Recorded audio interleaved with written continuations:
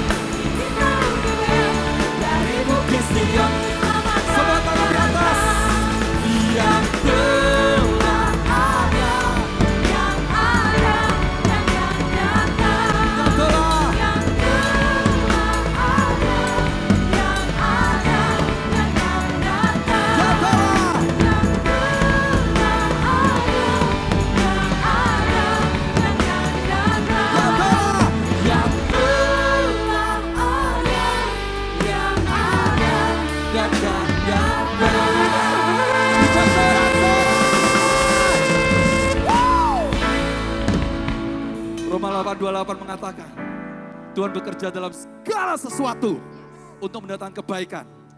Apapun, situasi apapun yang saudara alami, masalah, pergumulan, percaya saat tidak ada jalan, Tuhan buat jalan buat saudara dan saya. Saudara percaya, meskipun ada tembok, Tuhan bisa meruntuhkan tembok itu. Siapa yang mau percaya bahwa waktu Tuhan yang terbaik buat saudara dan saya? Amin. Mari saudara saya ajak arahkan hati kepada Dia. Terima kasih Tuhan. Kami bersyukur untuk sore hari ini Tuhan. Kami percaya waktu-Mu, rencana-Mu, kehendak-Mu yang terbaik buat kami Tuhan. Terima kasih Tuhan. Thank you Lord. Mari sama-sama. Bila Kau izinkan sesuatu terjadi, ku percaya semua untuk kebaikanku. Bila nanti telah tiba waktu, ku percaya kuasa-Mu memulihkan. Mari semua yang percaya waktu Tuhan, angkat tanganmu. Waktu Tuhan pasti yang terbaik, walau kadang tak mudah dimengerti. Lewati cobaan, lewati cobaan, ku tetap percaya waktu Tuhan pasti yang terbaik. Terima kasih Tuhan.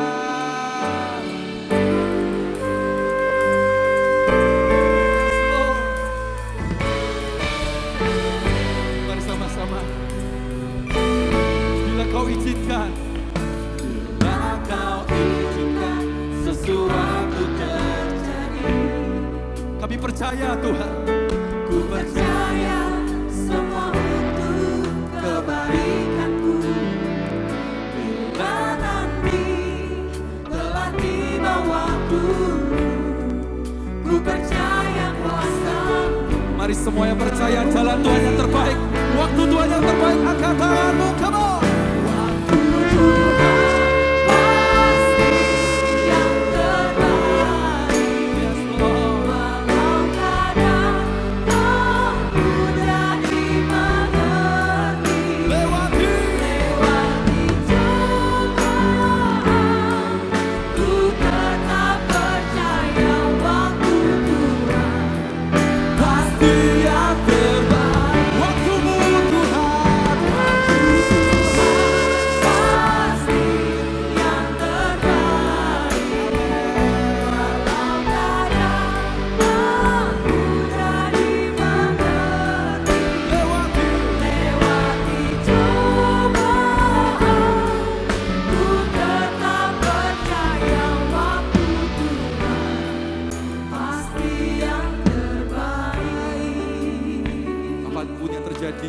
Kita mau tetap percaya, amin. Tuhan kita baik. Terima kasih Tuhan. Oh, mari sama-sama. Bila Kau izinkan sesuatu terjadi, ku percaya semua untuk kebaikanku. Bila nanti telah tiba waktu, ku percaya kuasa. Mari semua arahkan hati pada Tuhan. Yang percaya waktu Tuhan, angkat tangan.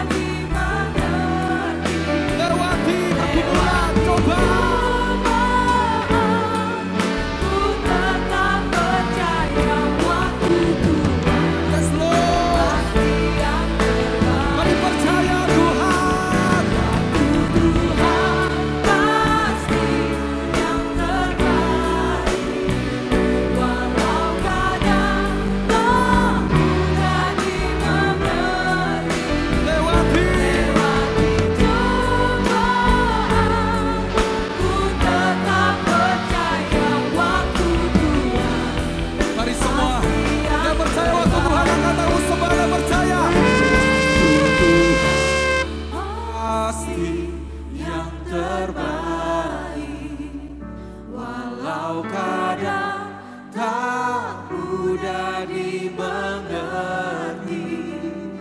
lewati cobaan, ku tetap percaya waktu Tuhan pasti yang terbaik. Apapun yang terjadi kami mau percaya, waktu Tuhan pasti yang terbaik. Amin. Walau kadang tak mudah dimengerti, lewati cobaan, Ku tetap percaya. ku tetap percaya waktu Pasti yang, mari semua yang percaya. Tuhan pasti yang terbaik. Walau kadang tak mudah dimengerti, Lewati lewati cobaan, ku tetap percaya waktu Tuhan pasti yang terbaik. lewati Lewati cobaan, ku tetap percaya waktu Tuhan pasti yang terbaik. Lewati cobaan, ku tetap percaya waktu Tuhan pasti yang terbaik. Mari semua yang percaya saja angkat tanganmu. Hatiku percaya, hatiku Percaya, hatiku percaya,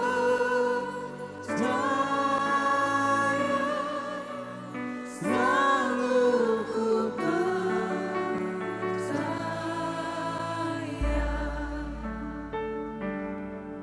Thank you Lord, kami percaya Tuhan.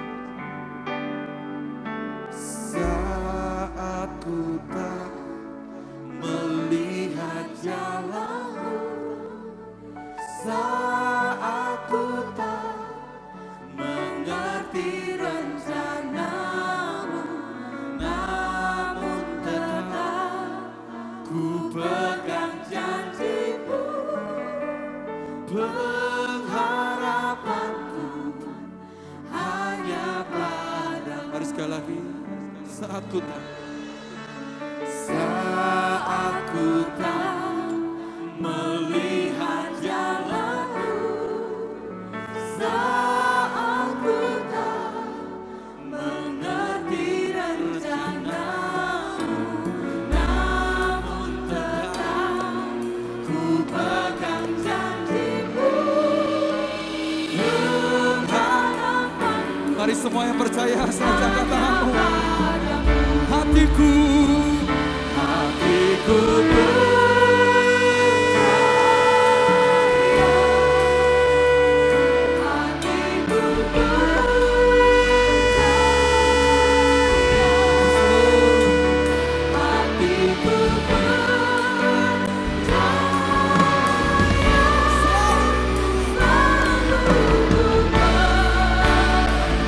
kami angkat tangan kami, kita turun tangan.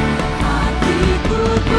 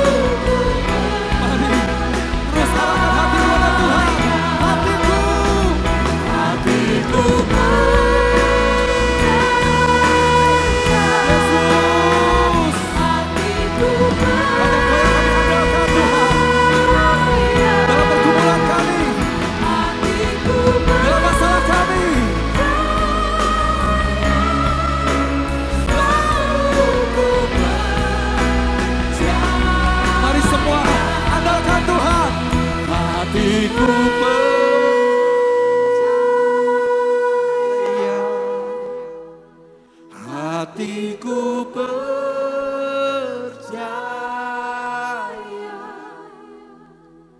hatiku percaya, selalu ku percaya. Kami mau terus percaya Tuhan. Hatiku percaya,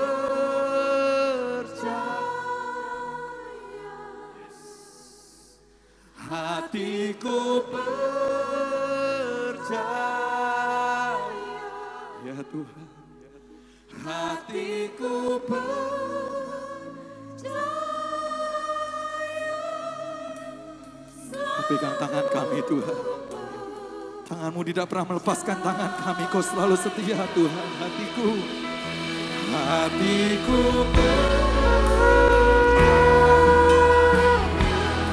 kami percaya Tuhan, ada jalan keluar, ada kesembuhan, ada masa depan, ada pemulihan.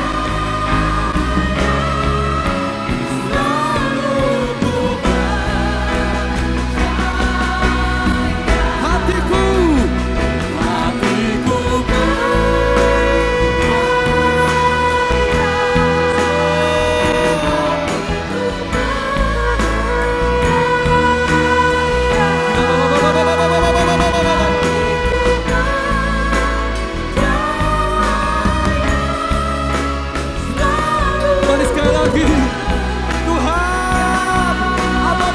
percaya, hatiku percaya, hatiku percaya,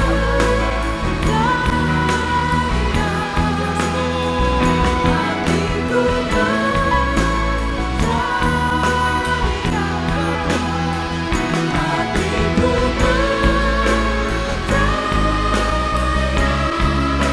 selalu ku percaya. Ini hati kami, hatiku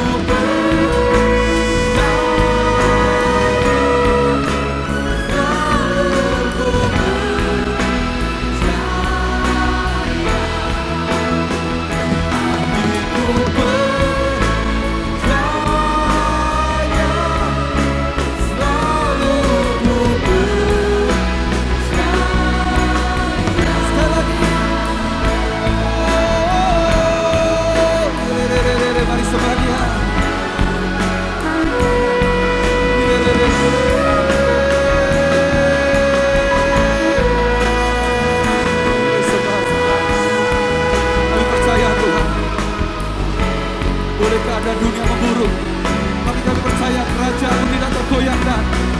Kerajaanmu tidak tergoyahkan. Kami semua dalam perlindunganmu Tuhan.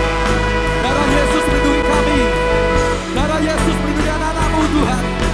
Kami percaya masa depan kami dijamin oleh Kau Tuhan.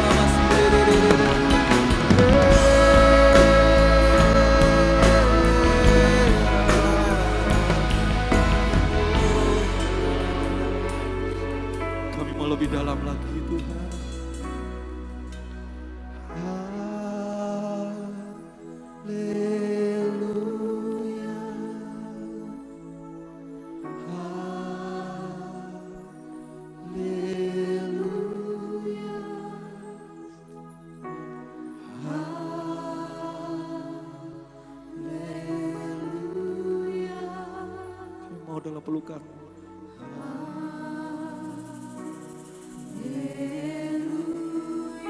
Bersekutu dengan Kau lebih dalam.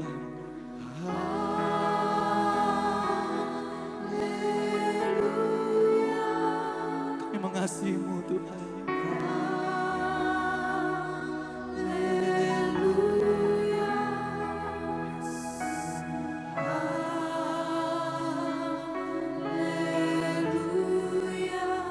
Lebih dalam lagi.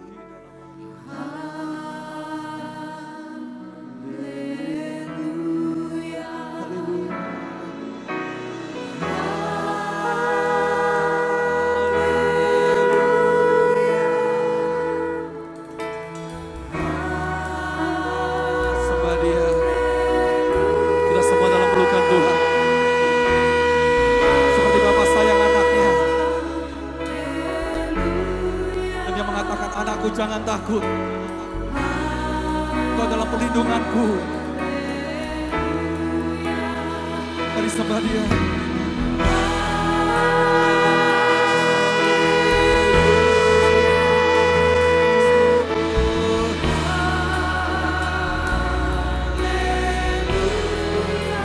Makasih Tuhan.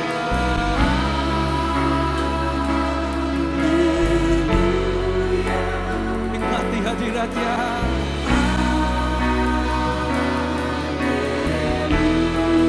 Haleluya.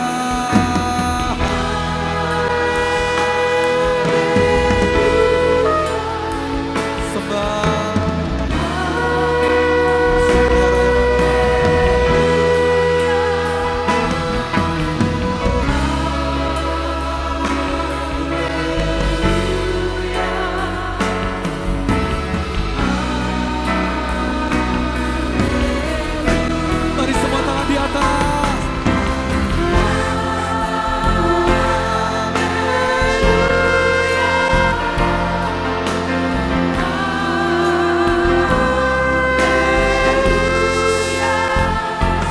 Senangkan Tuhan.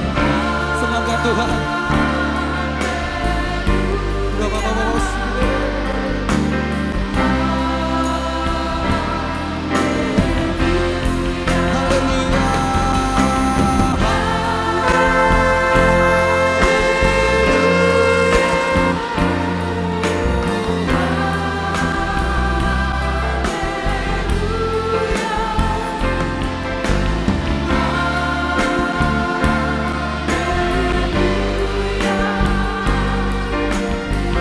Mari sekali lagi angkat kedua tangan kita.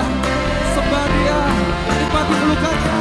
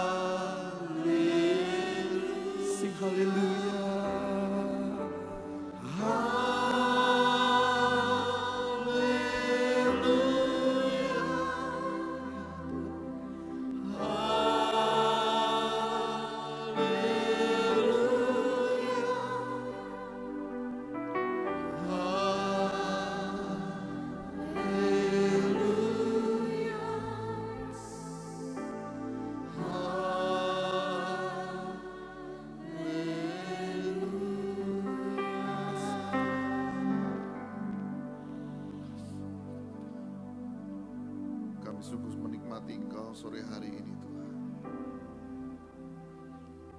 Kami menikmati kebaikan-Mu, kami menikmati semua kemurahan-Mu. Kami mau percaya hari ini, sore hari ini Engkau ada di tengah-tengah kami. Dan setiap kami, biarkan kami mengalami Engkau, mengalami perjumpaan dengan pribadi-Mu sendiri. Yang membuat hidup kami ini diubah dan diberkati Tuhan. Kami tahu ada hadirat-Mu di tengah-tengah kami, ada pribadi-Mu di tempat ini. Engkau lihat setiap kami, Engkau tahu pergumulan, Engkau tahu Tuhan, setiap persoalan di hidup kami. Dan kami mau percaya Engkau Bapa yang baik, Engkau Bapa yang peduli. Engkau Tuhan Engkau jawaban atas semua persoalan di hidup kami. Kami mau percaya kepada Engkau. Terima kasih Tuhan. Sebentar kami akan dengarkan firman-Mu. Bicara di hidup kami ya Tuhan. Ajari kami kembali dari firman-Mu. Buat kami bisa menangkap yang ilahi yang dari Tuhan. Kami mau melihat ada generasi, ada keluarga ilahi Tuhan bangkitkan dari tempat ini. Bicara melalui hamba-Mu sore hari ini. Dan biar kami siapkan hati kami.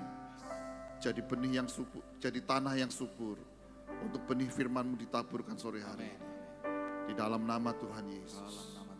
Dan semua yang siap dengarkan firman sama-sama katakan amin. Tetap berdiri dulu sebentar saudara. Sore hari ini kita akan dilayani oleh hamba Tuhan yang luar biasa. Beliau sudah ada bersama-sama dengan kita sejak hari Jumat bersama dengan istrinya. Melayani di seminar. Hari Sabtu juga mengajar kita beberapa dari antara kita. Tadi pagi kita juga sudah diberkati oleh beliau. Dan sore hari ini kita akan dengarkan topik yang lanjutan dari tadi pagi. Jadi kalau saudara yang tadi pagi datang, saudara akan bisa dengarkan lanjutannya sore hari ini. Dan kita mau siapkan hati kita sama-sama dengar firman Tuhan yang terbaik, tangkap yang dari Tuhan. Dan kita mari kita sambut sama-sama Bapak Jarod Wijanarko. Silahkan duduk, Tuhan memberkati. Ya, mau berdiri juga boleh. Shalom saudara. Terima kasih untuk kesempatan melayani tempat ini bagi pimpinan gereja di sini. Ini yang kedua kali saya melayani di sini. Yang pertama 2 tahun yang lalu bulan Desember dan yang kedua. Tadi pagi saya mengajar mengenai parenting era milenial, membangkitkan generasi baru yang akan dipakai Tuhan luar biasa pada zaman ini, yaitu dengan cara membuat anak-anak atau saudara, kalau anak-anak adalah memiliki Tuhan, memiliki cita-cita, memiliki tanggung jawab dan nilai hidup 4 poin. Nah, sore ini kita akan sambung lagi dengan 4 poin juga. Kalau mendengar hanya yang sekarang pun ini juga sebuah satu kesatuan khotbah, tapi akan menjadi serial. Dan serialnya bukan 2 sebenarnya, ada 5, 6, 7 sesi yang sesi lain-lainnya dan lanjutannya Anda bisa lanjutkan di rumah lewat YouTube channel Keluarga Indonesia Bahagia. Nah, subtema kita sebenarnya adalah mengenai mendidik anak sukses sekolah dan mandiri di dalam kehidupan. Dan ini adalah gambar dari saya, istri, dan ketiga anak saya. Boleh gambar berikutnya? Kami sekeluarga adalah keluarga-keluarga pembelajar dan atas kasih karunia Tuhan lewat melalui beberapa masalah akhirnya seperti tadi pagi saya ceritakan, anak saya nomor 1 dapat beasiswa, nomor 2 hampir nggak naik kelas bersyarat kelas 1 ke kelas 2 SD akhirnya dapat beasiswa juga, dan itu menjadi tambahan untuk meneguhkan pelajaran kesaksian keluarga kami.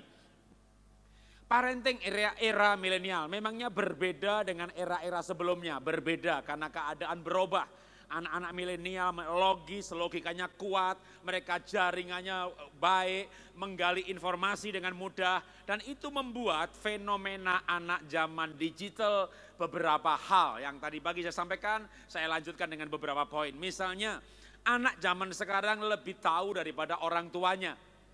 Itu membuat mendidik anak sekarang jauh lebih susah. Saya ini hormat orang tua saya karena saya punya pengalaman, bapak ibu saya itu pinter. Saya punya mainan, dolanan dalam bahasa Jawa. Pak dolananku rusak. Wah, gorone le tak dandani. Wah, begitu selesai saya bilang, Pak pinter tenan. Wah, makasih Pak Ya, saya punya pengalaman Bapak pinter. Bagaimana pengalaman anak zaman sekarang?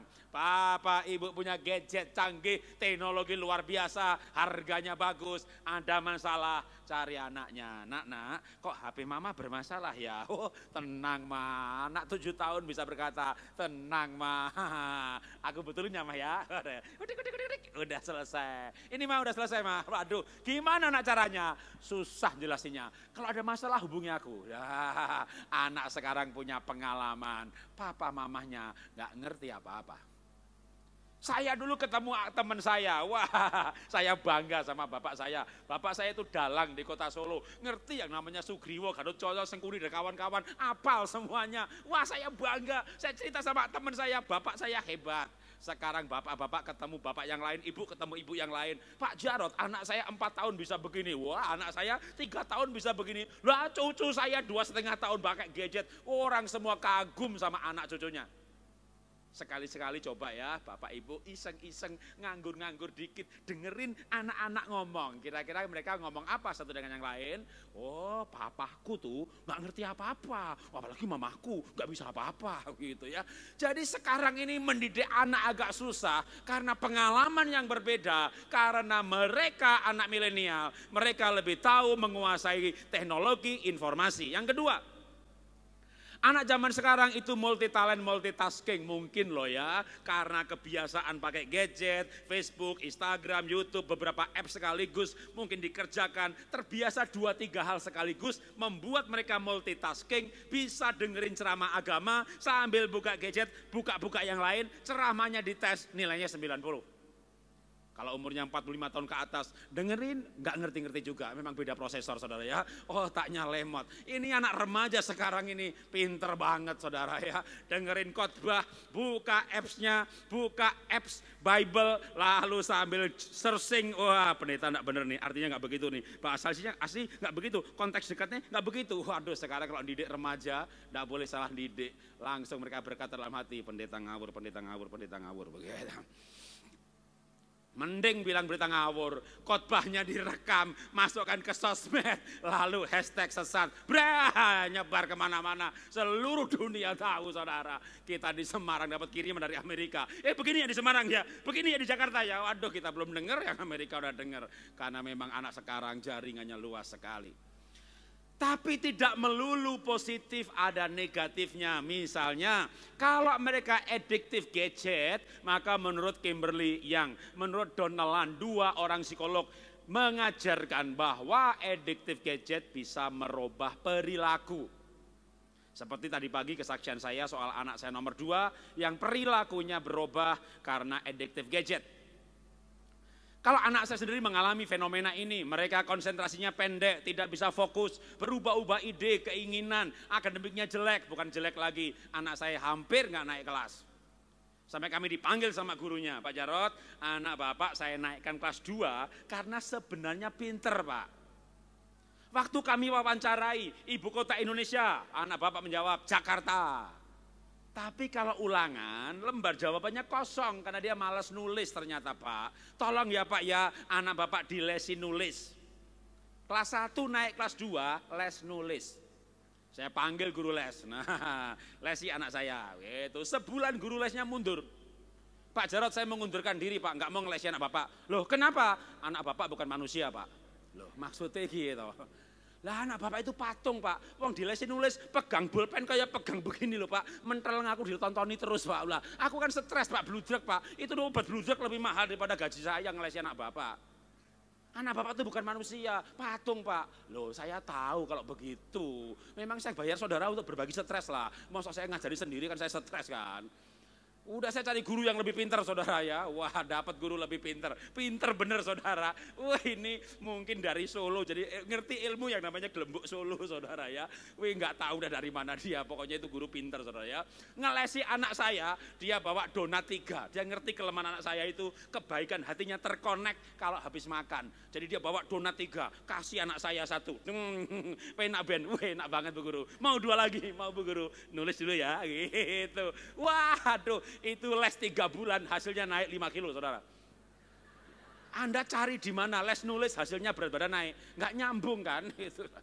Emang dunia sekarang ini kadang aneh-aneh saudara, ada yang nggak nyambung, tapi terjadi saudara, les nulis hasilnya berat badan naik.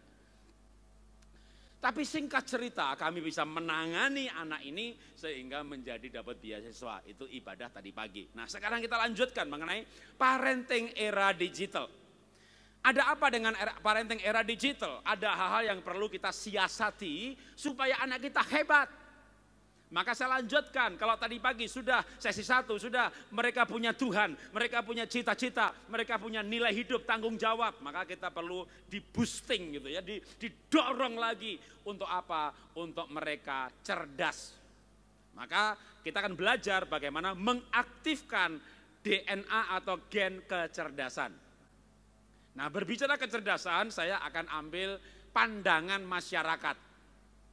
Masyarakat berkata begini, wih Pak Jarod anaknya pinter, beasiswa ya Pak ya, juara ya Pak ya. Wah atau mungkin bukan anak saya, anak saudara ya. Waduh anak bapak ibu pinter-pinter ya. Wah ibunya siapa? Jadi anaknya pinter-pinter juara ranking, orang bilang wah ibu sopo ya. Karena kecerdasan kromosom ibu. Bahkan Anda bisa cari jurnal, Anda Google jurnal penelitian, maka muncul beberapa jurnal, laporan ilmiah, cerdas itu DNA ibu. Weh anake malah adus, pentalitan, lu ora mulai-mulai, tangine wengi, tangine ora iso tangi. Wah, sodo, orang pada bilang bapake sapa, ya kan? Jadi kalau pinter itu ibunya siapa? Kalau bandel, nakal, males, weling, bapak sopo. Betul apa enggak? Kalau ilmiah benar, karena ada jurnalnya, ya. Nah, berdasarkan kebenaran pandangan masyarakat dan ilmiah, saya akan belok sedikit, bukan tema parenting, saya akan ngasih saran mengenai tema pernikahan, ya. Mengaktifkan gen kecerdasan tapi pakai data penelitian tadi. Saya mau kasih saran dulu untuk orang-orang yang mau menikah. Siapa di sini laki-laki belum menikah? Angkat tangan. Nah, carilah wanita yang pinter demi masa depan anak cucumu nanti, ya. Karena kecerdasan itu ibu. Jadi laki-laki cari wanita yang pinter. Seksi, cantik, nomor 2, nomor 3. Yang penting pintar. Wanita belum menikah, angkat tangan. Nah, cari ya laki-laki yang baik hati. Karena perilaku dari ayah. Jangan sampai salah kombinasi. Tahu maksud saya? Pak Jarod, aku mau konseling Pak Jarod. Anak saya itu kok bodone pol, belingnya ya pol Pak. Wes nuakal, beling, bodoh Pak. Kenapa ya Pak Jarod ya? Kenapa Pak? Tolong jawab saya Pak. Kenapa ya Pak ya? Lah aku rawani jawab. Tak lihat orang tuanya salah kombinasi. Bapak beling jahat, ning sugih. Lah karena sugih, cari yang cantik dan seksi. Cantik seksi, otaknya kosong. Bodone po, diajak ngomong gak nyambung-nyambung saudara. Lah, ibu bodoh, bapak beling ya, sing lahir setan saudara ya. Ya udahlah. Waduh. Tapi ini benar gak sih ini Pak Jarod ini? Pak Jarod ini ngomong benar apa enggak nih ya? Kalau berdasarkan jurnal penelitian benar. Tapi kan saya mau berdiri di sini sebagai hamba Tuhan. Maka sebenarnya tidak benar 100%. Benar 50% karena ada alasan ilmiahnya. Bagaimana menurut pandangan Alkitab? Kalau tadi ilmiahnya benar, cerdas itu ibu, perilaku itu ayah, ada benarnya. Nah, kalau Alkitab, Kejadian pasal 5 berkata demikian. Setelah Adam hidup 130 tahun, ia memperanakkan seorang laki-laki menurut rupa dan gambarnya, lalu memberi nama Set kepadanya. Setahu saya yang memperanakkan itu Hawa. Kenapa Alkitab berkata Adam memperanakkan? Memperanakkan secara DNA lewat 23 kromosom dari bagian Adam. Karena ke sperma ketemu telur namanya sigut. Sigut ini kalau menurut teologi ya beberapa gereja sudah ada kehidupan lalu menempel di dinding rahim. Dan itu akan membelah selnya, setiap pembelahan membawa 23 pasang kromosom. 23 dari ayah. Maka Adam memperanakkan secara DNA yang hamil Hawa. Apa yang dibawa oleh kromosom si ayah, maka rupa dan gambar. Gambar itu teselem itu bayangan dari kemuliaan yang lebih ke arah cerdas. Sedangkan rupa itu dari kata demut itu damah itu darah. Kenapa ada Alkitab Perjanjian Lama melarang makan darah? Karena darah itu nyawa, nyawa itu perilaku. Sehingga sebenarnya Alkitab biah dan ilmiah kalau perilaku ayah. Tapi cerdas ternyata dari ayat ini juga ayah. Karena teselem itu adalah bayangan kemuliaan kecerdasan dari Adam ke Set. Ya Pak Jarot, satu ayat dikupas, dijelasin panjang lebar. Ya jadi begitu artinya.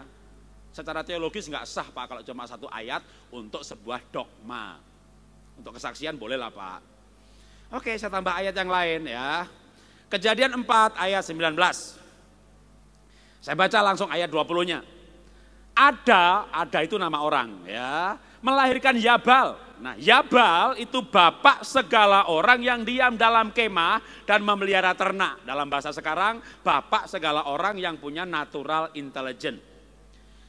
Yubal adalah bapak semua orang yang memiliki musical intelligence, ditulis dalam Alkitab Perjanjian Baru memainkan kecapi dan suling. Tubal Kain adalah bapak semua orang yang punya kinesetik, intelligence, saraf, motorik halus, ditulis dalam bahasa Alkitab melahirkan semua tukang tembaga dan tukang besi. Dalam ayat yang lain tukang ukir dan patung. Untuk bisa mengukir, mematung, melukis perlu kecerdasan saraf, motorik halus, kecerdasan kinestetik, kecerdasan tubuh, motorik halus. Contoh, Bapak Ibu anaknya pandai matematika, biologi, jadi dokter gigi. Tunggu dulu. Punya kecerdasan kinestetik, motorik halus enggak? Kalau enggak jangan jadi dokter gigi. Kecerdasan saraf motorik halus itu tangannya lemes dan bisa detail. Gampang kok mengujinya. Kasih anak jarum sama benang ya. Masuk blung, cerdas, kinestetik, motorik halus. Latihannya apa? Meronce gitu ya, menjahit. Itu latihannya, meremas, clay. Kalau anaknya pandai matematika, pandai biologi, tapi kinestetik, motorik halusnya tidak bagus, jangan jadi dokter gigi. Nanti waktu ngasih obat anti sakit, meleset. Waktu ngebor lagi, meleset. Maaf ya, ngebornya meleset lagi. Maaf ya, meleset lagi. Wah itu pasien bisa kaing begitu kan. Jangan dokter gigi ya, dokter pantat boleh, meleset-meleset masih pantat juga ya kan. Dokter pantat, dokter umum lah ya, nyuntiknya di pantat gitu loh maksudnya ya. Lah ini ayat banyak sekali saudara bahwa cerdas itu bapak loh, bukan ibu. Cerdas itu bapak, nanti saya kasih tahu kenapa bisa begitu. Tapi kasih kesaksian dulu. Anak saya pertama, ini gambar anak saya pertama namanya Natania Christie. Dia jadi pembicara keliling dunia, dia kerjaannya di trend watching di London, lalu dia ngantornya di Singapura 3 hari, ke Sydney 3 hari, balik ke Singapura 2-3 hari, ke Norwegia, balik Singapura 2-3 hari, pergi ke New York, Boston, Atlanta, muter-muter Philadelphia, 2 minggu balik ke Singapura lagi. Dia keliling dunia untuk ceramah mengenai bisnis milenial. Satu kali ngomong 3.000, lalu 4.000, sekarang udah hampir 5.000 per jamnya. Udah bapaknya udah kalah dah. Jangan panggil dia mahal, panggil bapaknya saja ya. Bapaknya nggak pakai tarif, sukarela ya kan. Tapi ini anak pandai berbicara, dari siapa coba? Iya, gambar berikutnya ya bapaknya lah ya kan. Kan bapaknya cerdas bicara. Dari tahun 2009 Anda bisa lihat live channel, You channel, saya muncul di TV, program inspirasi karena bapaknya pandai bicara. Lah saya dari mana coba? Oke, gambar berikutnya. Ya bapak saya lah. Bapak saya itu dalang, ngerti dalang? Gonjang ganjing kocap kaca di Gatut kota mabur dhuwur. Wah, itu bapak saya ya, bukan ibu saya, bukan nenek saya, bapak saya. Gambar berikutnya lagi, saya punya anak nomor 3, pandai sekali, artnya bagus banget. Wih, gambarnya detail, sekarang menjadi art desainer grafis di Melbourne, bikin kartu nama, bikin web, bikin logo, wah detailnya minta ampun. Kayak siapa? Gambar berikutnya kayak bapaknya lah. Bapaknya kan pelukis saudara, ada ke rumah saya gede penuh dengan lukisan. Semuanya karya sendiri. Lah kayak saya kayak siapa? Gambar berikutnya lagi, ya bapaknya lah, bukan ibu saya. Bapak saya pelukis di kota Solo. Satu lagi deh, anak saya 3 kan, ini anak saya nomor 2. Namanya Benaya. Dia di Singapura lulusnya NUS tapi dia aktif di Nuansa, segrup drama musikal dan dia bagian kamera, edit video dan seterusnya. Kayak siapa? Gambar berikutnya lagi, ya bapaknya lagi lah. Kan bapaknya juga jago kamera. Emang Anda lihat saya di live channel, di U-channel itu saya pakai kameramen. Enggak loh, saya keliling dunia syuting, selfie video. Ya, ngomong sendiri, deh kayak orang gila aja, depan di pinggir jalan ngomong, pindah kemana lagi ngomong. Anda masuk Instagram saya juga, saya tiap hari saya upload video baru gitu ya, IGTV, itu saya syuting sendiri saudara. Lah Pak ini kok anak pertama, anak kedua, anak ketiga sebenarnya kayak bapak. Lah ibu bagian apa? Ya numpang lahir lah. Itu ada di situ. Ya. Nanti kaum wanita bikin seminar ya, kecerdasan anak, panggil istri saya. Dia nanti pasti akan ngajari saudara dengan firman Tuhan. Cerdas itu ibu. Ya bagian dia lah yang khotbah begitu ya kan. Kalau bagian saya bapak lah. Ya. Lah yang benar bapak atau ibu Pak? Oke kita baca nanti saya jelasin ya. Kita baca dulu quote-nya bersama-sama. Boleh file berikutnya dan berikutnya. Ya kita baca bersama-sama 1, 2, 3. Kecerdasan adalah DNA ayah ibu. Pengasuhan bersama membuat jiwa dan kepribadian yang imbang dan semua potensi berkembang. Keluarga Indonesia bahagia luar biasa. Tepuk tangan bagi Tuhan. Haleluya. Cerdas itu DNA ayah ibu karena janin adalah 23 pasang kromosom dari ayah dan ibu. Cerdas dari ibu ada ayatnya enggak? Ada. Cuma tadi saya enggak munculkan ya. Paulus bilang sama Timotius, Timotius aku ingat iman yang ada pada ibumu dan nenekmu. Oh cerdas iman. Dalam bahasa pendidikan, saya magisternya pendidikan, itu disebut bagian dari emotional spiritual quotient. Cerdas emosi, cerdas sosial, cerdas spiritual, jalur ibu nenek, kata Alkitab. Maka ibu-ibu ajari anak cerdas emosi. Gampangnya apa? Cerdas perasaan. Anak nangis jangan dilarang, jangan. Kamu nangis ya nak ya, kamu kenapa nangis? Temanku janji ngasih gak jadi. Oh kamu nangis karena kecewa. Jadi nangis ini ada namanya, ada nama dari emosi. Kecewa, oh kamu berarti sakit, nangisnya karena digigit nyamuk, oh sakit. Jadi emosi itu ada namanya.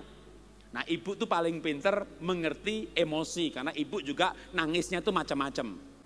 Dikhianati suami, nangis. Anaknya wisuda terharu, nangis. Dikebuki, nangis. Menikah bahagia, nangis. Itu dong, pinter wanita itu. Ngerti aneka tangisan ya.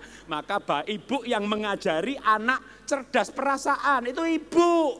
Bapak enggak bisa ngajari anak cerdas perasaan. Lah kenapa enggak bisa Pak Jarod? Lah kan dia tidak punya perasaan. Ya kan? Lu bapak-bapak itu nggak punya perasaan saudara ya. Betul ibu-ibu? Betul lah. Oh bapak itu nggak punya perasaan. Bapak itu punyanya logika. Saya pikir mah anak kita sekolah di Singapura. Aku udah pikirkan berapa biayanya. Tapi saya rasa loh Pak, anak kita di Semarang saja. Tapi saya pikir-pikir loh mah. Tapi saya rasa loh Pak. Ini saya pikir pendeta nggak bener nih. Tapi saya rasa dia baik kok. Tapi saya pikir enggak lah. Pak mah, saya pikir kita usaha ini bagus. Tapi saya rasa bukan waktu yang tepat. Papa, mamahmu tuh gak suka sama aku, adikmu juga gak suka. Ma, kamu jangan berpikir yang negatif. Kamu tuh gak merasakan yang kurasakan. Lagi pikir wanita rasa. Pak Jarod suami saya selingkuh, yakin Bu? Yakin Pak Jarod. Pasti Bu? Pasti Pak Jarod. Melihat Bu? Tidak Pak Jarod. Bagaimana Ibu yakin? Saya bisa merasakannya Pak. Ibu itu paling pandai kalau perasaan, ya. Maka ajarkan anak cerdas perasaan. Kalau laki-laki nggak punya perasaan, maka ibu-ibu sering ya ngomongin laki-laki ya. Ibu ketemu ibu, dasar laki-laki, nggak punya perasaan. Gitu. Kita laki-laki kumpul laki-laki, ngomongin istri juga, dasar perempuan, nggak punya otak, gitu kan. Ya sama-sama lah, sama-sama ngerasani ya kan. Tapi ya sebenarnya sih cerdas itu ayah dan ibu. Kenapa Pak ada jurnal cerdas itu ibu? Karena lokasi penelitiannya Asia. Coba cari jurnal penelitian parenting yang lokosnya Jerman atau Yahudi. Cerdas itu ayah. 2 jurnal dijejer, dibahas saudara ya. Penelitian literatur. Oh ternyata cerdas itu ayah dan ibu. Kalau hanya ibu yang mengasuh, DNA cerdas dari bapak yang ada di anak tidak aktif. Pengasuhan itu mengaktifkan DNA kecerdasan dari yang mengasuhnya. Makanya bapaknya marketing, ibunya accounting, boleh. Itu kerjaan yang boleh dibagi antara suami istri. Didik anak bersama-sama. Jangan bapak cari uang, ibu didik anak. Nanti cerdas dari bapak tidak muncul di si anak. Karena hanya ibu yang mendidik, maka mendidik anak itu bareng-bareng karena buatnya bareng-bareng. Ada di sini yang bikin sendiri. Didik anak bareng-bareng supaya cerdasnya maksimal. Anak saya IQ di bawah 120, saya tidak peduli. Keberhasilan seseorang, pengaruh IQ cuma 20%, 15%. Keseimbangan otak lebih penting. Kata Gerard Edelman, pemenang Nobel mengenai otak maksimal. Yang bilang pemenang Nobel, apa kita nggak percaya saudara? Keseimbangan otak, kalau keseimbangan figur, ayah ibunya terlibat bersama-sama. Kita lanjutkan sekarang. Parenting era milenial. Anak sudah diaktifkan kecerdasannya lewat pengasuhan bersama.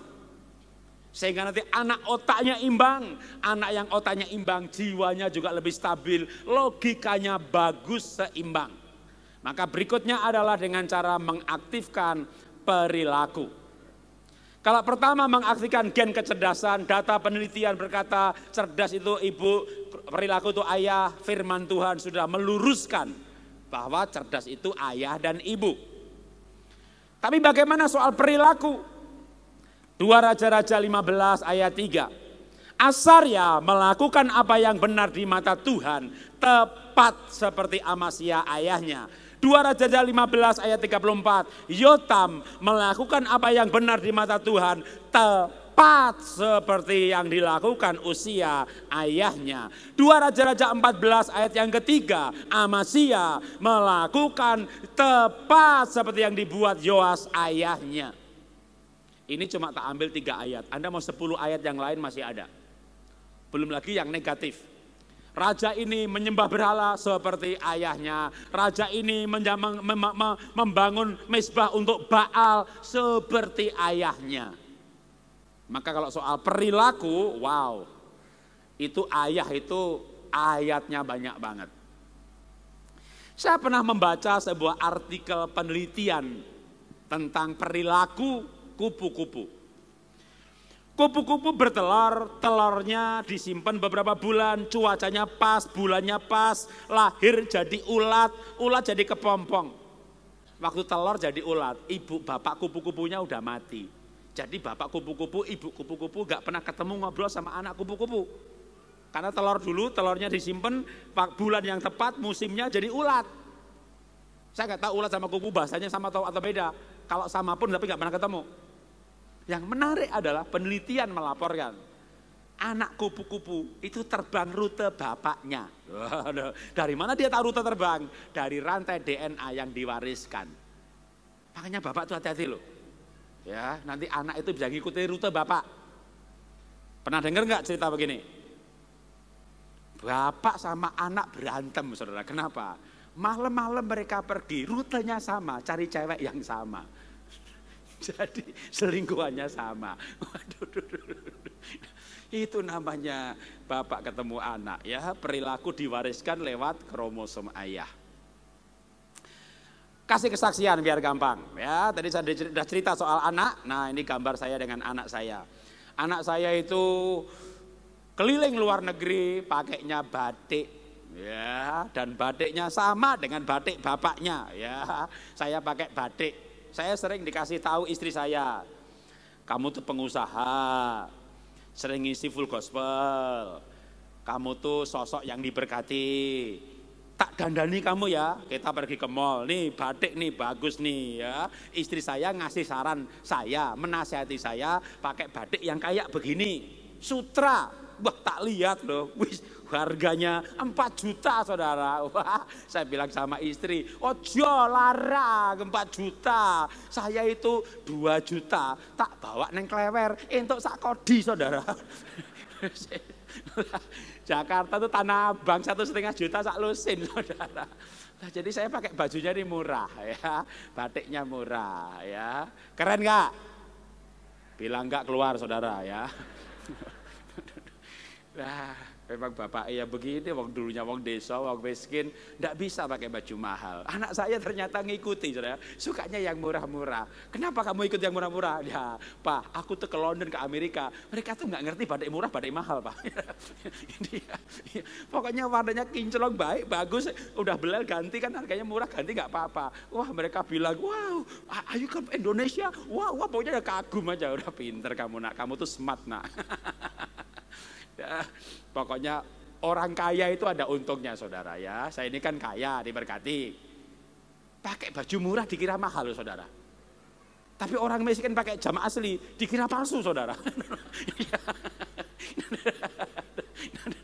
Ya kadang-kadang dunia tidak adil ya, tapi mau dikira apa bodoh amat lah. Pokoknya kalau saya bukan karena mau pakai, ya saya sukanya begini. Nah itu ternyata diikuti anak.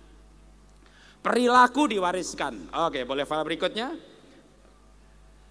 Lewatin saja satu ini, berikutnya lagi. Nah, saya punya anak nomor kecil, paling kecil.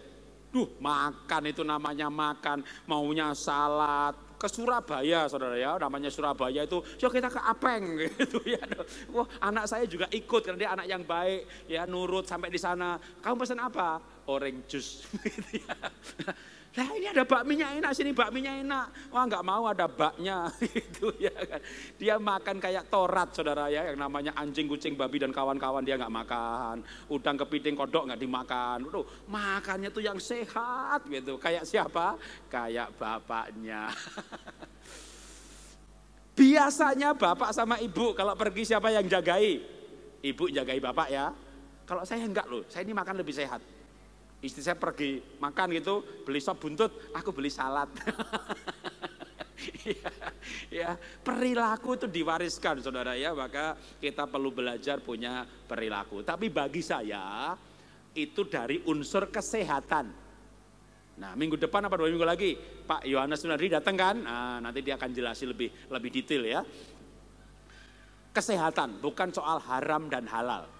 Saya percaya Anda makan babi masuk surga. Karena masuk surga bukan karena babi atau sapi, tapi karena Tuhan Yesus. Tapi kalau makan sapi lebih sehat ya. Makan ikan lebih sehat lagi gitu ya. Saya tidak ekstrim banget. Saya punya bapak rohani namanya Pak Yunus Isa, bapak dari ketua sinode kami. Umurnya 80, masih KKR khotbah kemana-mana. Waktu saya melayani di jemaat beliau yang ada di Tasik, saya dinasihati. Nak Jarot, jangan ekstrim banget, masih boleh lah makan babi, masih boleh lah makan kodok. Nih om nih umur 80 nih KKR kemana-mana, masih makan. Oh begitu ya om ya? Iya. Buat apa om makan? Saya pengen dapat penjelasan dari tokoh ya. Gereja kami paling enggak pendiri juga dalam sinode gitu kan. Penjelasan yang ilmiah atau paling enggak alkitabiah gitu. Kenapa om? Begini nak, kita harus makan. Biar gak lupa rasanya. Oh biar gak lupa rasanya. Alasannya praktis saudara. Tapi itu mengena bagi saya. Maka kadang-kadang saya masih makan ya. Saya gak banyak, kalau gak ada. Kadang-kadang kalau benar-benar ke Medan gitu. Ini babinya enak, babinya enak. Aku makan dikit memang enak sih. Biar gak lupa rasanya ya. Tapi jangan banyak-banyak ya. Begitu biar lupa, wah stuman nanti gak sehat. Tapi itu bukan hal yang esensial dalam kekristenan. Yang esensial adalah perilaku, sopan santun, moral, etika, dan terlebih lagi adalah pengajaran kebenaran. Tapi kalau kita punya perilaku, perilaku akan diwariskan. Ya, ini saya bagian dari mewariskan perilaku. Soal kesehatannya biar Pak Yohanes yang menjelaskan. Kita baca bersama-sama kesimpulan bagian segmen ini. Kita baca bersama-sama lalu yel-yel keluarga Indonesia bahagia. 1, 2, 3. Nilai hidup yang mulia karena berguna bagi sesama ditularkan ke generasi selanjutnya dengan memberikan kisah nyata. Pasti berdampak luar biasa. Keluarga Indonesia bahagia luar biasa. Tepuk tangan bagi Tuhan. Haleluya.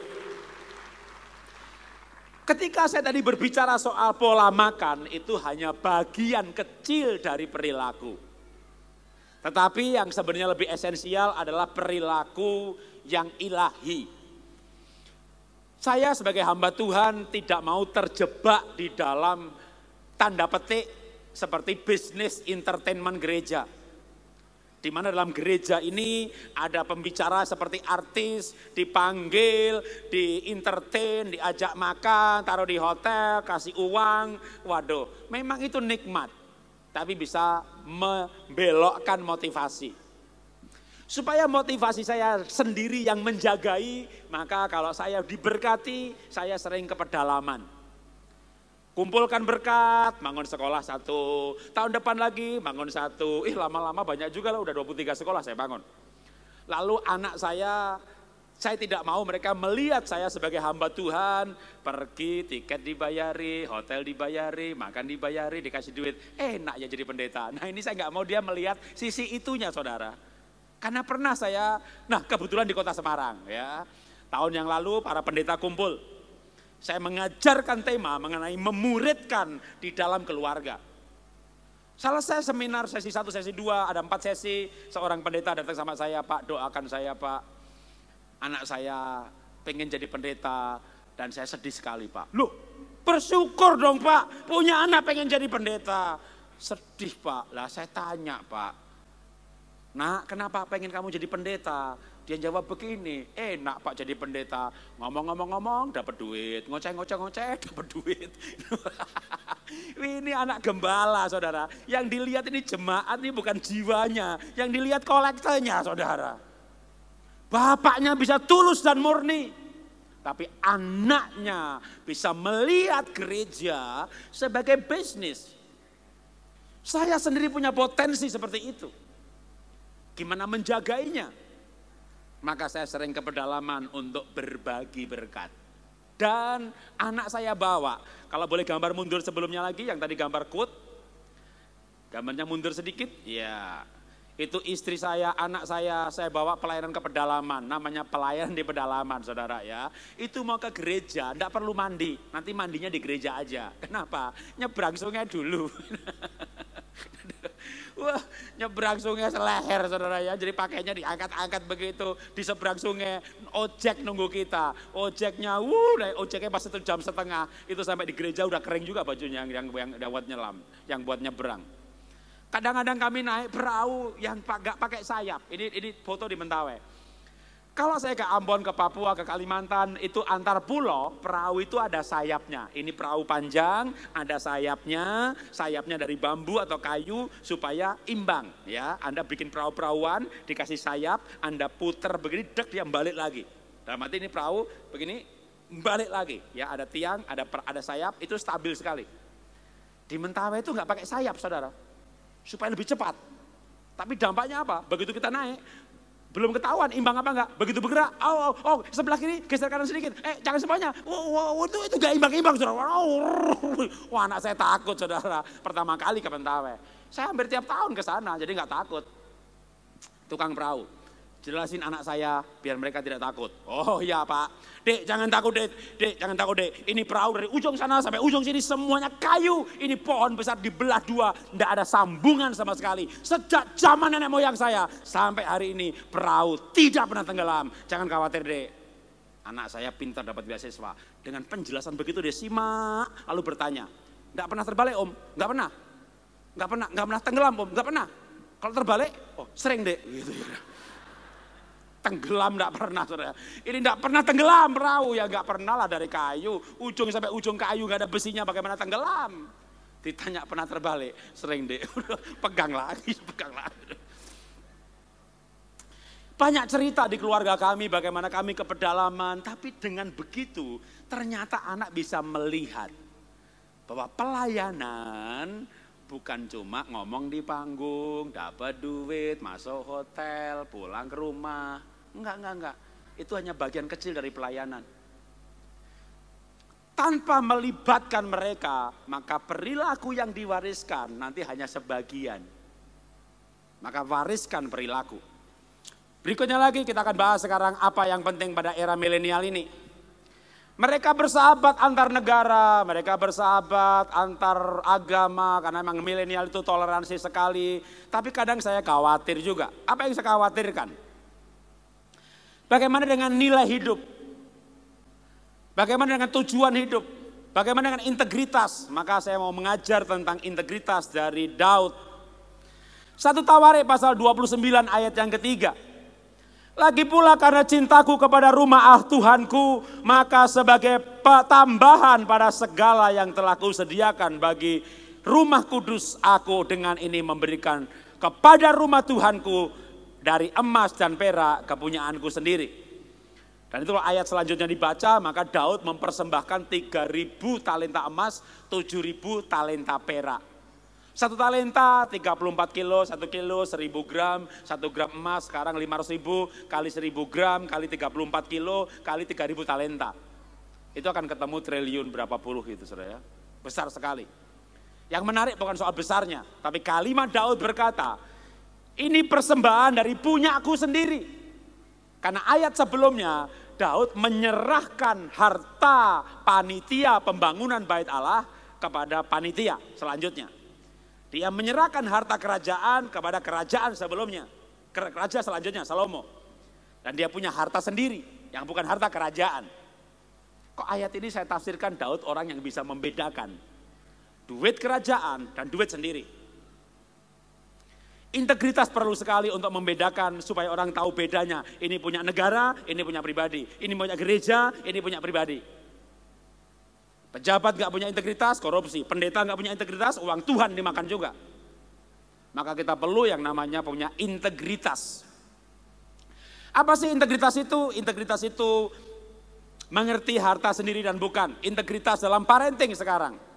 Integritas adalah cinta Tuhan, takut akan Tuhan, sadar akan Tuhan. Itu caranya punya integritas. Tapi bagi anak, dalam parenting maka integritas itu perkataan dan perbuatan sinkron. Orang tua yang punya integritas tepat janji. Integritas itu mengajarkan yang dihidupi, menghidupi yang diajarkan. Kalau bapak atau ibu ngajari anak rajin, ya dia rajin. Kita nggak sempurna. Kita tidak akan mungkin belum bisa menghidupi semua nilai. Tapi nilai yang kita hidupi, itu yang kita ajarkan. Saya bukan orang yang hebat. Kalau tadi dibilang, wah hari ini kita dilayani sama hamba Tuhan yang hebat. Enggak hebat, enggak luar biasa. Saya biasa saja. Cuma dalam parenting, dalam pernikahan, saya mengajarkan yang saya hidupi. Saya tidak hebat dalam bidang-bidang yang lain.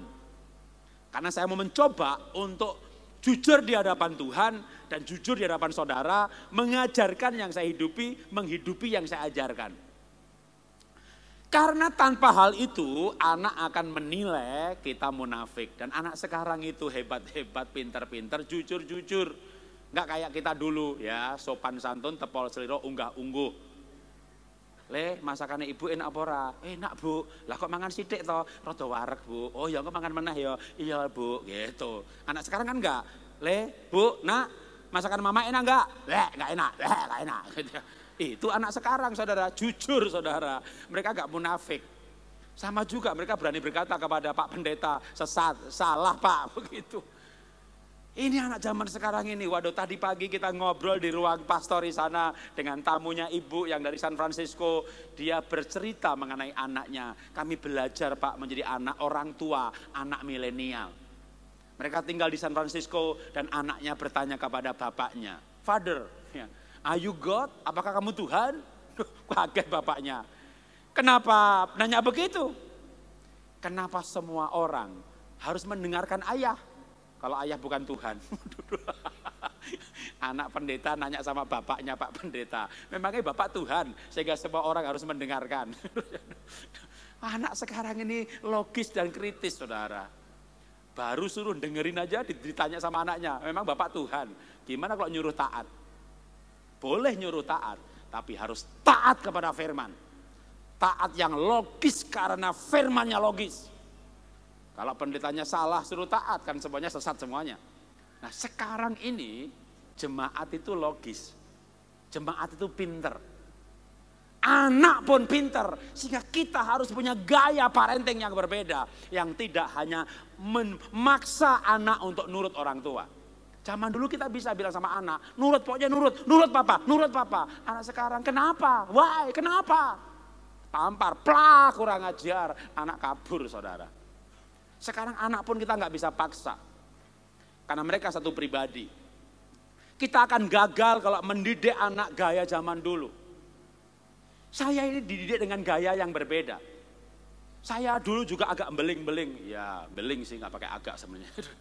Saya itu waktu SD, saudara, disuruh belajar sama bapak saya. Saya itu nggak belajar, malah nelik jangkrik. Tahu nelik jangkrik, golek jangkrik di Tegal itu loh, saudara. Wah, golek jangkrik, bukan tak adu, saudara. Saya bukan ngadu jangkrik, orang miskin, tak jual. Jualan jangkrik, ya. Waduh, orang miskin, saudara. Wah, pulang golek jangkrik sama bapak saya ditempeleng, saudara. Diwajar, ditendang. Saya bilang sama teman saya, teman, aku ditendang bapakku.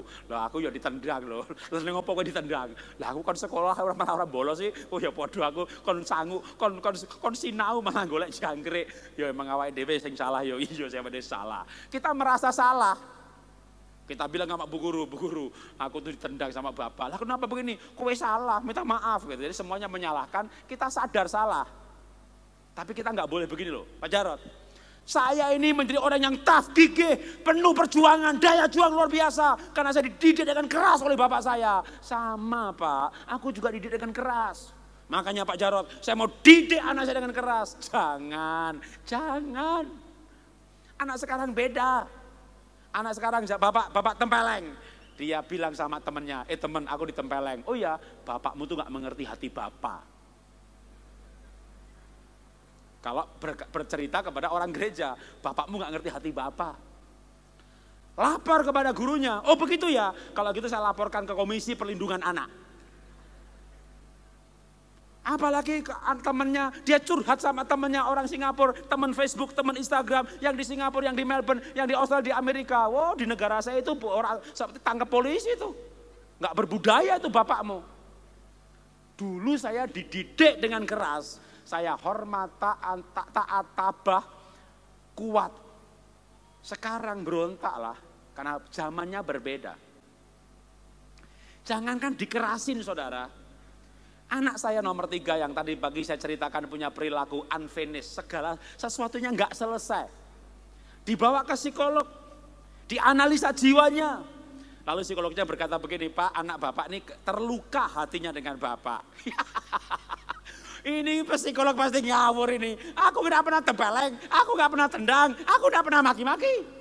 Masa terluka? Coba Bu dianalisa lebih jauh lagi. Jangan main duga-menduga lah. Ibu ini udah pasti sebagai psikolog udah ngerti hukum. Dalam arti begini, kalau perilaku begini pasti karena kecewa. Tapi tiap orang kan beda. Saya pengen tahu kecewanya kenapa. Baru saya percaya sama analisa ibu. Ketemu lagi, wawancara lagi.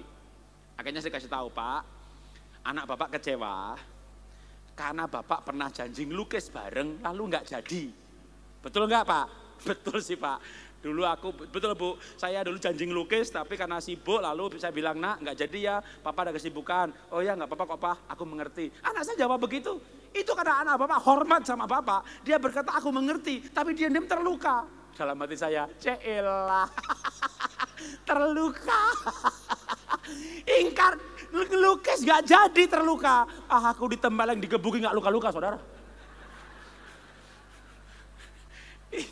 Ini baby boomer ini ditempeleng, dicecek, digebuk agak luka-luka. Enggak ada namanya luka batin. Tapi memang zaman berubah saudara, zaman itu berubah. Kita nggak bisa gunakan cara didik bapak kita untuk didik anak kita. Mereka pintar, mereka smart, mereka nggak perlu dihajar. Tapi mereka butuh yang namanya, kita nggak hebat, tapi kita perlu integritas. Pada 1-2 bidang aja. Yang itu digunakan sebagai teladan. Saya berikan kesaksian mengenai ayah saya. Ayah saya adalah orang miskin, tapi saya berani berkata dia orang yang punya integritas dan jujur. Sebagai kepala sekolah SD pada zaman itu, kalau ada orang mau masuk SMP, kadang butuh rekomendasi dari kepala sekolah SD-nya. Dengan imbalan tertentu. Lalu bapak saya akhirnya dari kepala SD naik menjadi penilai pendidikan yang juga mengawasi SD, SMP, SMA. Dan ada orang-orang yang minta tolong untuk anaknya didaftarkan. Dan saya tidak pernah lupa bahwa ayah saya orang yang betul-betul punya integritas untuk iya dan tidak adalah tidak. Dan itu membuat satu hal yang saya warisi. Saya tidak mewarisi rumah, mobil atau harta. Bapak saya tidak punya harta. Aku yang beliin rumah, aku yang beliin mobil. Apa yang saya warisi? Kejujuran. Dan bapak saya berkali-kali, almarhum bapak saya berkata, jujur mujur le, jujur mujur, jujur tuh mujur. Itu betul-betul dogma dari orang tua saya. Dan itu Alkitabiah sama dengan Amsal 28 ayat 20. Orang yang dapat dipercaya mendapat banyak berkat.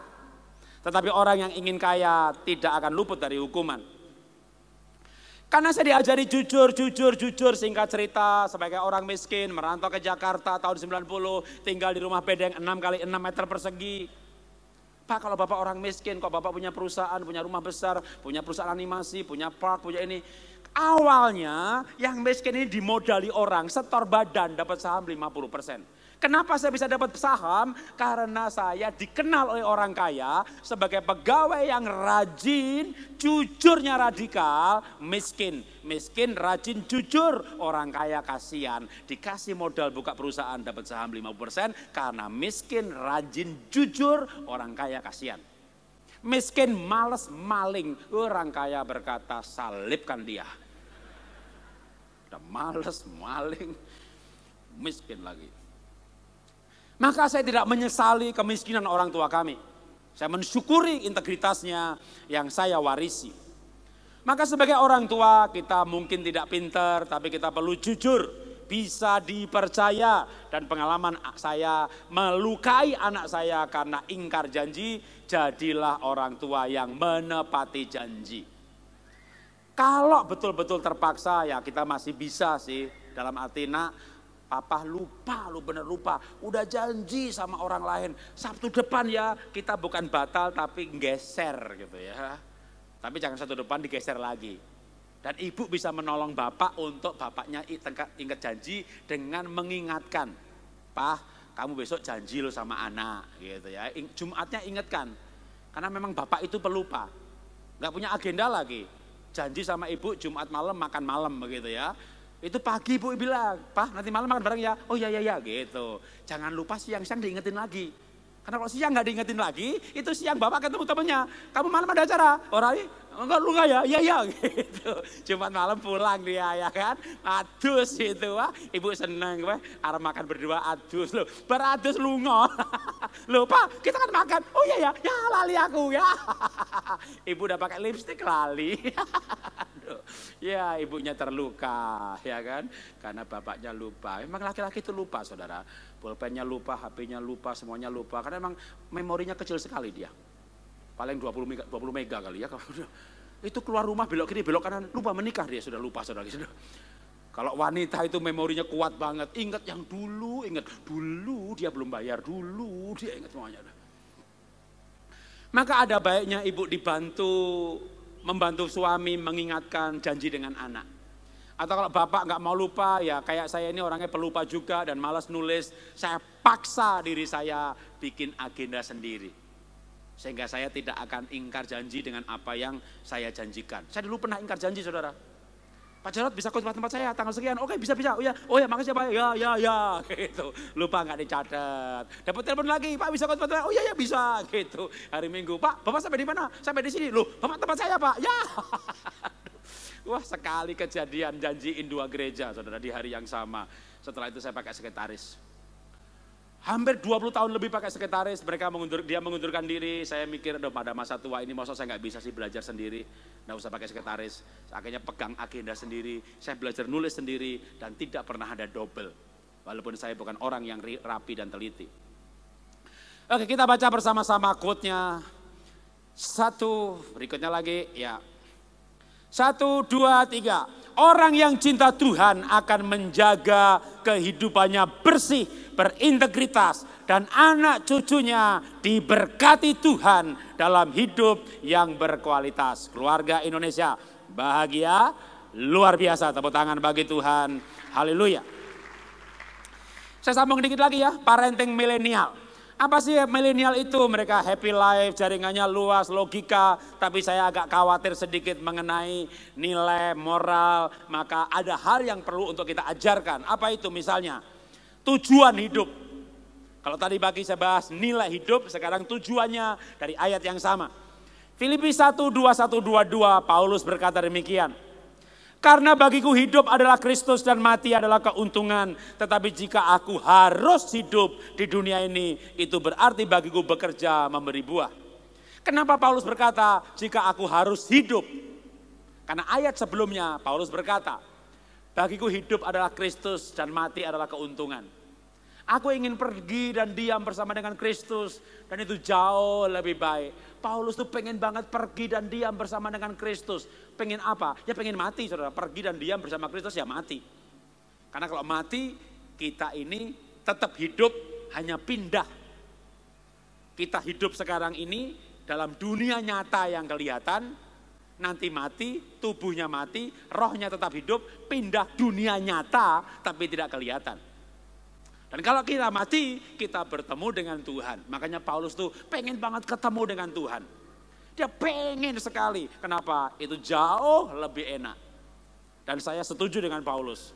Kalau secara pribadi saya ditanya, Pak Jarod pengen mati atau pengen hidup? Pengen mati saudara ya. Kenapa? Di sana nggak ada deadline, nggak ada tugas. Itu namanya orang putus asa. Di sana nggak ada tagihan, namanya orang sengsara. Bukan alasan itu ya. Saya pengen mati kadang-kadang ketemu Tuhan. Aduh indah sekali pasti. Loh surga indah apa enggak saudara? Rumah paling bagus di Semarang sama di surga bagus mana? Bagus di surga lah ya. Mau ke surga sekarang? Tak doakan mati. Loh Anda kok kerasan banget sih di bumi ini?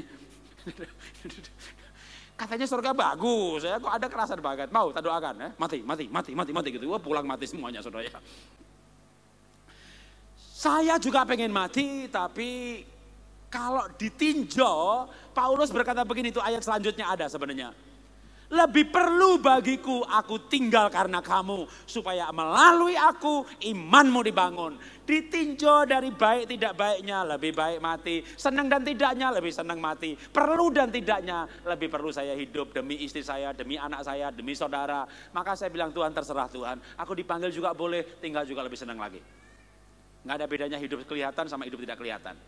Tapi Paulus berkata begini, tetapi jika aku harus hidup, secara pribadi dia pengen bersama dengan Tuhan. Tapi kalau saya harus hidup, Tuhan, saya juga berkata begitu. Saya mengadopsi pemikiran Paulus. Kalau saya harus hidup Tuhan, saya nggak punya tujuan yang lain. Yang paling utama adalah berbuah. Kalau saya bangun perusahaan, saya pengen lewat perusahaan ini anak buah saya bisa berubah karena lihat kehidupan saya. Sebelum usaha saya yang satu tutup gara-gara online, kami punya pegawai 200-an orang. Trading dengan 200 pegawai. Di antaranya ada sopir saya. Kalau saya ke Bandung cari supplier dan istri nggak ikut, itu sopir tak ajak tidur sekamar loh saudara. Sampai sopir saya tuh bilang, Pak, aku nih kerja di mana-mana belum pernah diajak tidur sekamar sama bos. Aku tidur di mobil aja. Udah nggak apa-apa, kamu tidur sama aku aja. Yang bener nih Pak, aku malu. Malu kenapa? Saya nggak punya privacy. Apa itu privacy? Mau lihat film porno di kamar. Jadi saya ajak sopir saya, staf saya, kalau ke Bandung atau ke kota mana, tak ajak sekamar saudara. Biar dia lihat saya saat teduh, biar dia lihat saya habis ngapa-ngapain langsung tidur. Tapi terlebih lagi dia bisa lihat hidup saya. Karena bagi saya, dia bukan pegawai yang saya gaji. Dia adalah orang yang pengen saya robah.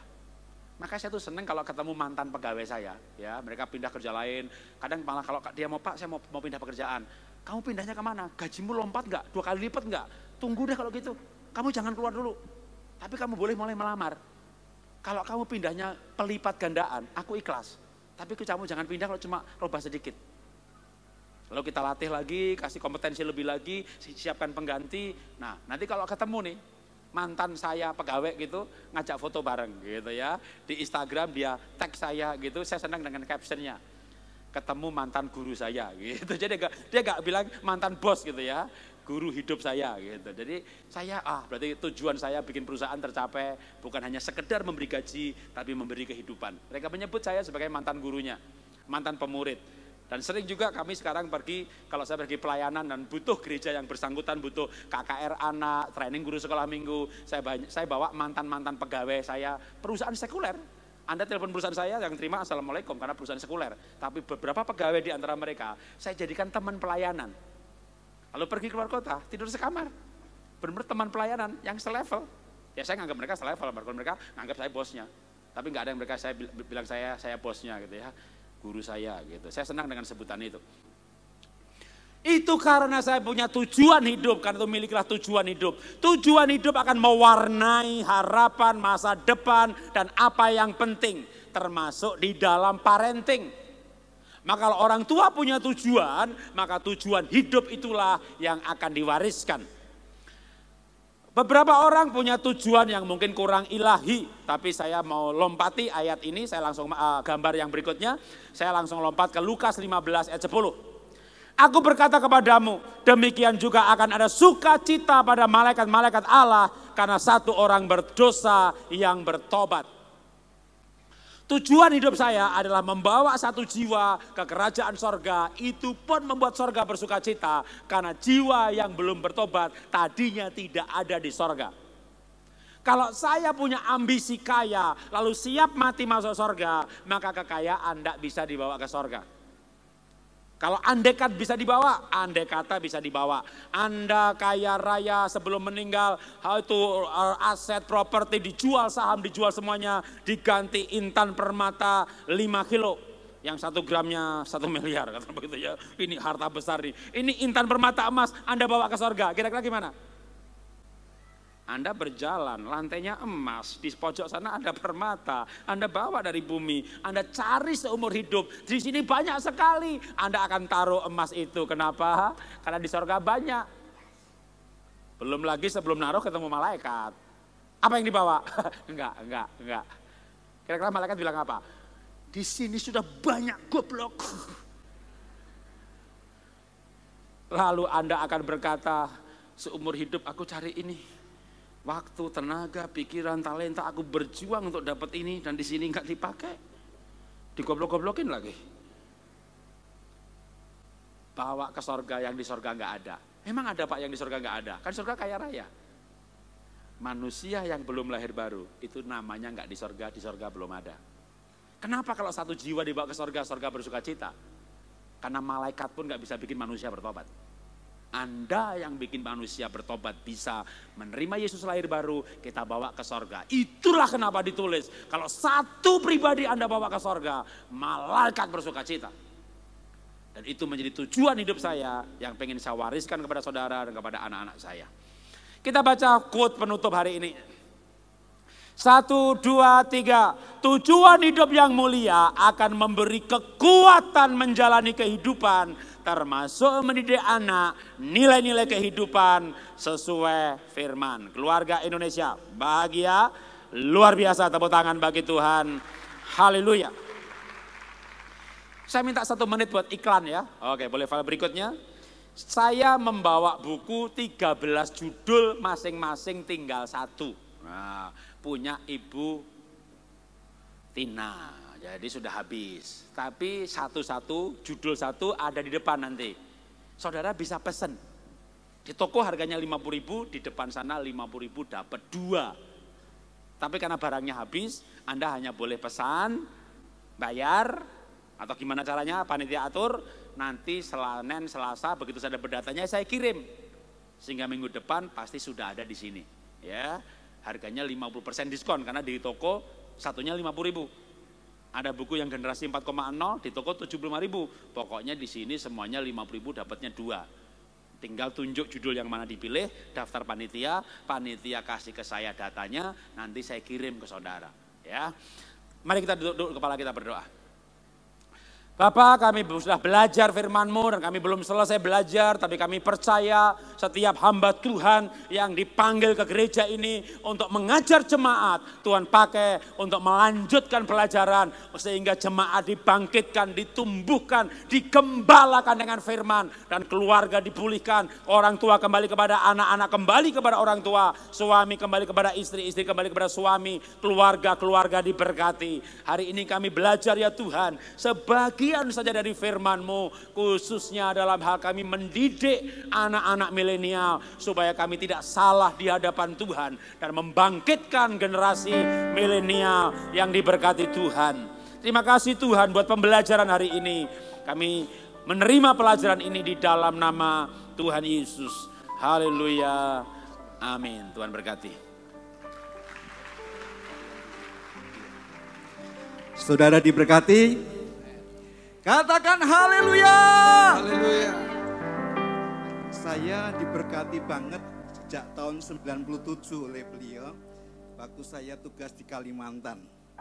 Ada sesuatu pengajaran yang luar biasa dan saya berkata bersyukur banget beliau hadir di tengah-tengah kita. Siapa yang rindu suatu hari beliau di tengah-tengah kita kembali? Angkat tangan tinggi. Terima kasih Pak Jarod. Ibu luar biasa. Saudara, kita akan siapkan hati kita untuk terima tubuh dan darah Tuhan. Kita mau percaya hadirannya akan termeterai dalam hidup kita. Tatkala kita menerima tubuh dan darah Tuhan. Teman-teman yang bertugas silakan maju ke depan dan kita akan bersama-sama melayani. Kau telah tebus dosaku, kekudusan-Mu melingkupiku, kasih-Mu mengalir memulihkan hidupku. Sungguh besar anugerah-Mu, Kau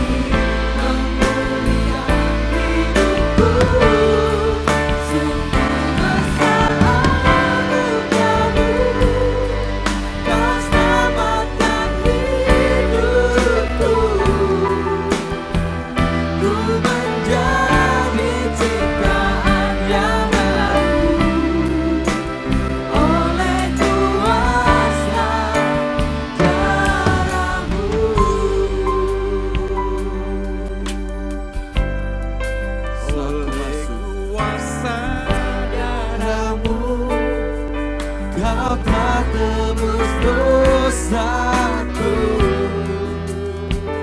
kekudusanmu melingkupiku, kasihmu mengalir memulihkan hidupku. Sungguh besar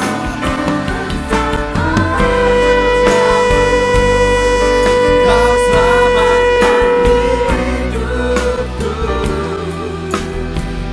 ku menjadi ciptaan. Mari kita bangkit berdiri bersama-sama, saudara.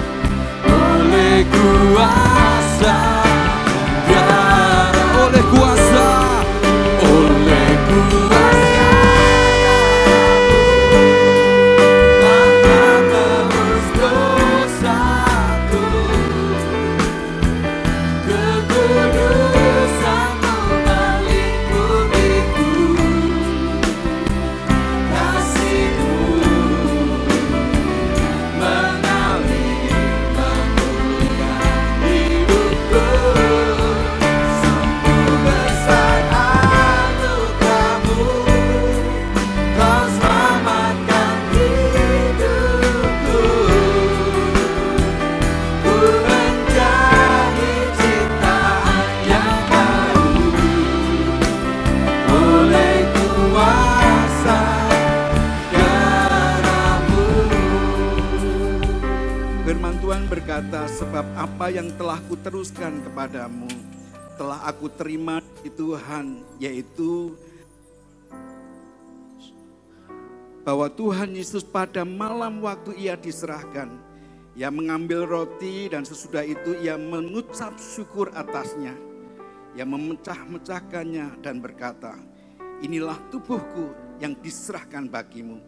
Perbuatlah ini menjadi peringatan akan daku. Kita bersyukur untuk kasih sayang Tuhan yang memberikan kesempatan kepada kita untuk mengingat apa yang Tuhan telah kerjakan. Hari ini kami merasakan Engkau Tuhan yang hadir dan menyatakan akan pribadi-Mu. Kami terima tubuh yang terpecah ini supaya kami yang terpecah disatukan di dalam Engkau. Katakan dengan iman di dalam nama Tuhan Yesus. Dalam nama Tuhan Yesus. Tubuhmu Tuhan Tubuhmu Tuhan. menundukkan dagingku. Dalam nama Tuhan Yesus. Dalam nama Tuhan Yesus. Kita makan tubuh Tuhan bersama-sama.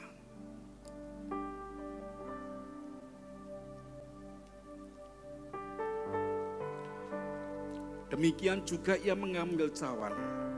Sesudah makan, lalu ia berkata, inilah cawan perjanjian baru yang dimeteraikan oleh darahku. Perbuatlah ini setiap kali kamu meminumnya, menjadi peringatan syukur Tuhan untuk cawan perjanjian yang baru yang telah dimeteraikan oleh darah-Mu. Kami mau percaya setiap tetes darah-Mu yang mengalir dalam bagian hidup kami memperbarui sel-sel kami yang rusak, memperbarui bagian-bagian yang memulihkan keadaan masing-masing kami. Kami mau percaya anugerah-Mu yang luar biasa. Katakan di dalam nama Tuhan Yesus. Dalam nama Tuhan Yesus. Terima kasih Tuhan. Terima kasih Tuhan. Untuk darah-Mu. Darah perjanjian yang baru yang telah Engkau berikan kepadaku. Hari ini kami terima dalam nama Tuhan Yesus. Darah-Mu Tuhan menundukkan jiwaku. Dan kita minum darah Tuhan bersama-sama. Oleh kuasa darah-Mu, Kau telah tebus dosaku, kekudusan-Mu melingkupiku. Ya Tuhan, ya Tuhan, kasih-Mu mengalir memulihkan hidupku. Selamatkan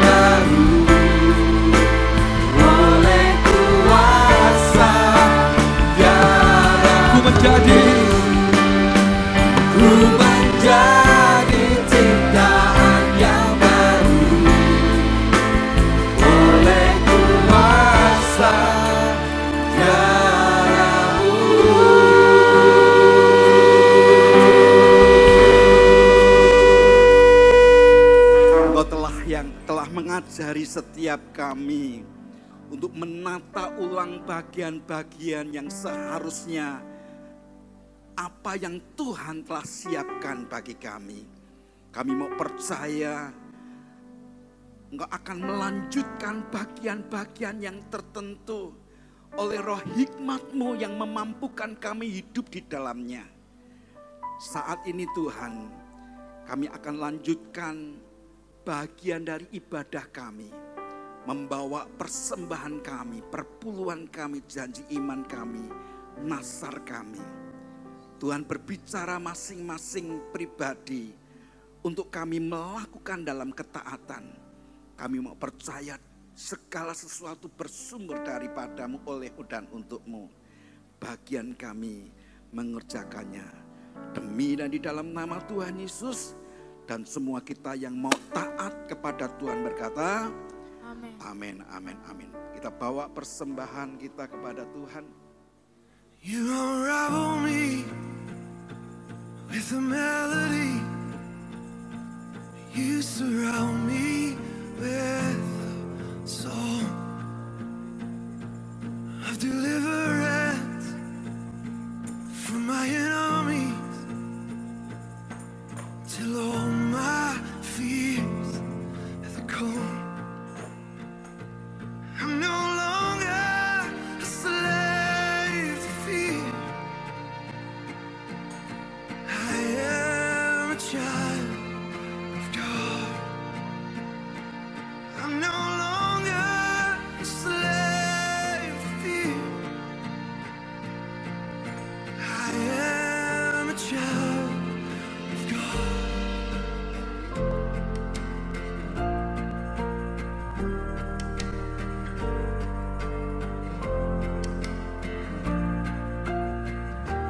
From my mother's womb, you have chosen me. Love has called my name.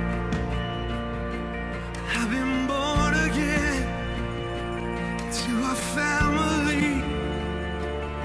Your blood flows through my veins.